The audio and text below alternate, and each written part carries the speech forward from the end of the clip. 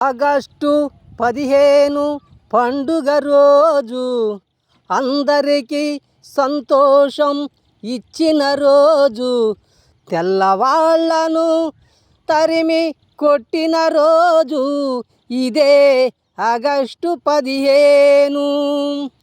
మన అందరికీ పండుగ రోజు. మన వాళ్ళు ఎంతోమంది ప్రాణ త్యాగాలు చేశారు.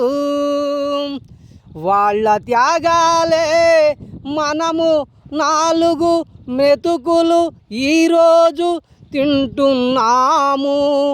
వాళ్ళ త్యాగాల వెనుక ఎంతో గొప్పతనము ఉంది, తెలుసుకో మిత్రమా.